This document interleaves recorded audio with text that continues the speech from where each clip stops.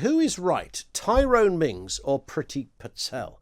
I loathe it when very serious, important issues kind of boil down to this kind of divide, as it were. So we know that England footballer Tyrone Mings, for those unfamiliar with Mr. Mings, I think he got a game I think he came on as a sub in the Ukraine game. Villa player, England international, defender, all-round nice bloke. He's launched a bit of an attack on Priti Patel, accusing her of stoking the fire of racism by labelling the team's taking of the knee as gesture politics. Now, I'm confused with all of this, and it all ties up with the racist abuse some players received after the European Cup final on Sunday. So here's what happened. Yesterday, Priti Patel gave her opinions on those racist tweets. She described the abuse of England players as disgusting, and she joined the nationwide condemnation of those behind the messages. But apparently this was not good enough. Now, look, I know people, if you're not a Tory, then you will loathe Priti Patel twofold. You will loathe her because she's a Tory, and you'll loathe her because she's a non-white Tory. That will, for some people, drive them absolutely crackers.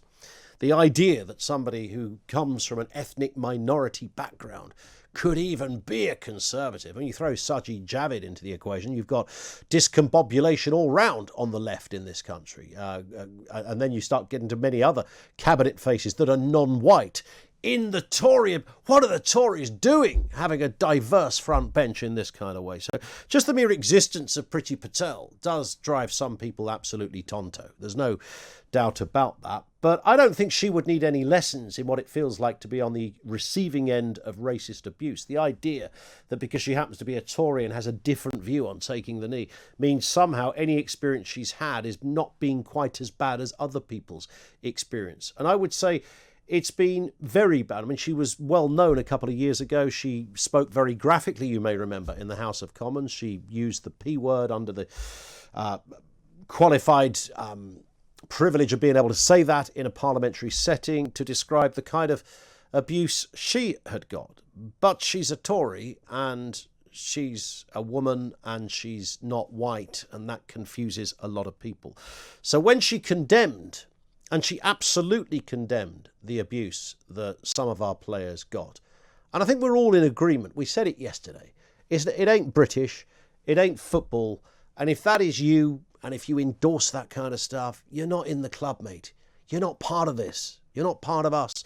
You're not part of what we stand for, our standards, our morals, our background, our backbones, for that matter. You ain't in the club. You're not welcome here.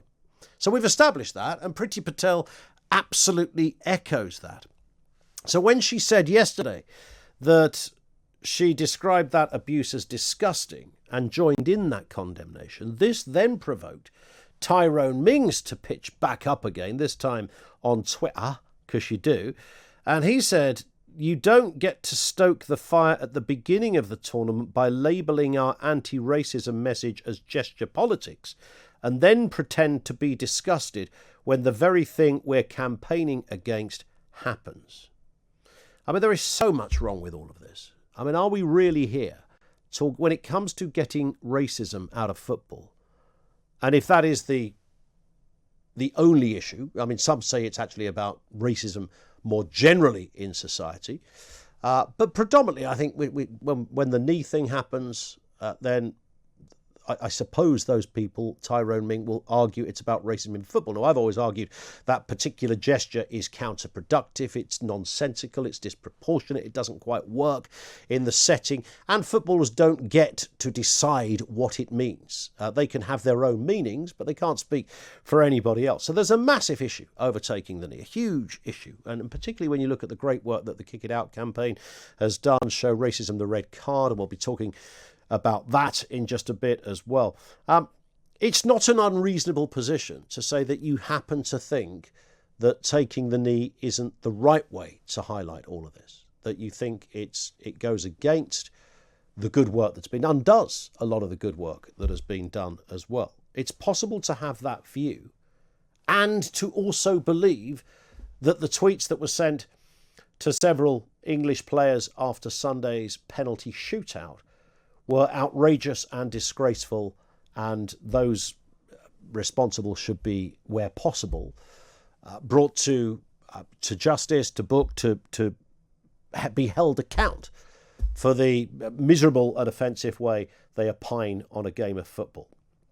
You can have both views, Tyrone Mings. You can have two views. It's completely possible. What is so hard for the left to understand about this? What is so difficult for people to get their head around the idea that you might genuinely, with every scintilla of your intelligence, think that the taking the knee thing is a no-no, it doesn't work, it's counterproductive, it goes against the grain, while simultaneously supporting all of the other anti-racism campaigns like Kick It Out and Red Card, etc. You can have two views. 0344 499 1000. And I am confused on the knee thing.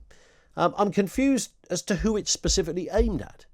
Is that whole gesture, the sweeping gesture, adopted from something Martin Luther King did in the late 50s and early 60s in the deep south of the United States, 5,000 miles away, and has never found its way into the culture of this country or many others? Is that gesture solely aimed at racist fans on Twitter? Is that really where we're at now? Are we aiming this at Matey sitting in his pants in a bedsit with nothing better to do than abuse Saka and Rashford and co? Really? Is that it? Because everybody else standing in the stands thinks it's aimed at them.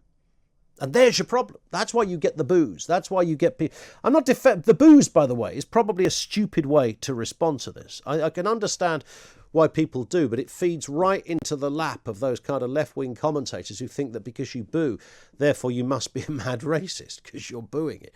And all you're doing is showing the only way you can to highlight your disquiet and your upset and disturbance, a gesture that you believe is surplus to requirements, that frankly no other international football team seem to be adopting either. 0344 499 1000. I mean, I've said this. I used the analogy, didn't I, a little while back? If you could imagine that every day in the workplace, when you got into work, there was going to be a minute's silence at 9:10 to advance the issue of equality and gender diversity in the workplace. Well, it's got better. It's not perfect. Still not enough women in top positions. Not enough women getting paid the same money. So every day when you come into work, we're going to have a minute's silence at 9:10. And you'd think, well, that's kind of strange. That does seem to be, perhaps quite a grand way of addressing the issue. If you discovered that they were going to have, I don't know, your TV screens were going to go blank at 6 p.m. every Friday evening as we remember the victims of anti-Semitic abuse, an area that's been a problem historically and continues to be a growing problem. So you turn your TV on every Friday, 6 o'clock. It'll just be a dark screen with a Star of David there and a brief line so that people remember the plight of those who are victims of anti-Semitism. I mean, if you did all of these things, you'd think, well, these are rather big nets to catch relatively few fish. They're all important and nobody is arguing that they're not important.